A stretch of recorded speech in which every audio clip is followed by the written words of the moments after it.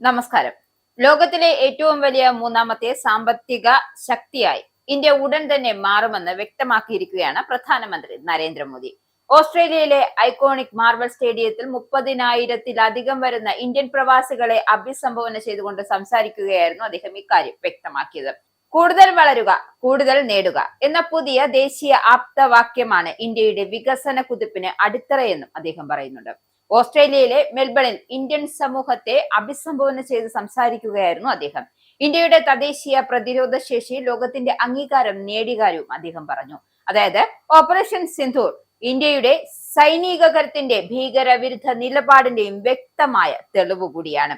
ഭീകര കേന്ദ്രങ്ങൾക്കെതിരെ നടത്തിയ ആക്രമണത്തെ പരാമർശിച്ച മോദി, ഓപ്പറേഷൻ സിന്ധൂറിനിടെ ഭീകരരുടെ താവളങ്ങളിലുണ്ടായ സ്ഫോടനങ്ങളുടെ പ്രതിധ്വനി ലോകമെമ്പാടും കേട്ടു.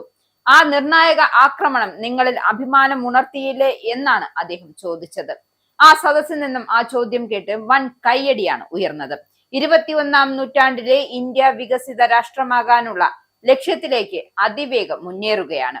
മേക്ക് ഇൻ ഇന്ത്യ പദ്ധതി ഇന്ന് ആഗോള ബ്രാൻഡായി മാറിയെന്നും ഇന്ത്യയിൽ നിർമ്മിക്കുന്ന മൊബൈൽ ഫോണുകൾ, ഇലക്ട്രോണിക് ഉപകരണങ്ങൾ, വാഹനങ്ങൾ, ഔഷധ ഉൽപ്പന്നങ്ങൾ എന്നിവ ലോക വിപണിയിൽ ശക്തമായ സാന്നിധ്യം ഉറപ്പിച്ചിട്ടുണ്ട് എന്നും അദ്ദേഹം പറഞ്ഞു.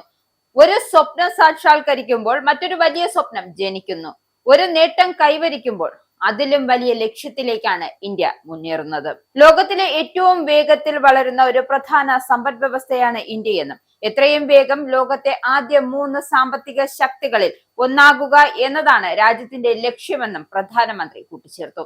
സാങ്കേതിക രംഗത്തെ പുരോഗതി എടുത്തു പറഞ്ഞ അദ്ദേഹം ഇന്ത്യ ഇന്ന് ലോകത്തിലെ 2ാമത്തെ വലിയ 5G വിപണിയായി മാറിയെന്നും തദ്ദേശീയ 6G സാങ്കേതിക വിദ്യ വികസിപ്പിക്കുന്നതിനുള്ള പ്രവർത്തനങ്ങൾ വേഗത്തിലാക്കിയിട്ടുണ്ട് എന്നും വ്യക്തമാക്കി. മെൽബണിൽ ലഭിച്ച ഊഷ്മള സ്വീകരണത്തിന് ഇന്ത്യൻ സമൂഹത്തിനും ഓസ്ട്രേലിയൻ ജനങ്ങൾക്കും അദ്ദേഹം നന്ദി പറഞ്ഞു. മെൽബൺ ശരിക്കും ഷോ മോഷ്ടിച്ചു എന്ന് വികസിപ്പിക്കുകയാണ്. അതായത് ഓസ്ട്രേലിയൻ പ്രധാനമന്ത്രി ആന്റണി ആൽബനീസിനെ ഇന്ത്യയുടെ സുഹൃത്ത് എന്ന് വിശേഷിപ്പിച്ച അദ്ദേഹം സിഡ്നിക്ക് പിന്നാലെ മെൽബണിലും ഇരുവരും ഒരുമിച്ച് വേദി പങ്കിട്ടതിനെ കുറിച്ചും പരാമർശം ഉന്നയിച്ചു.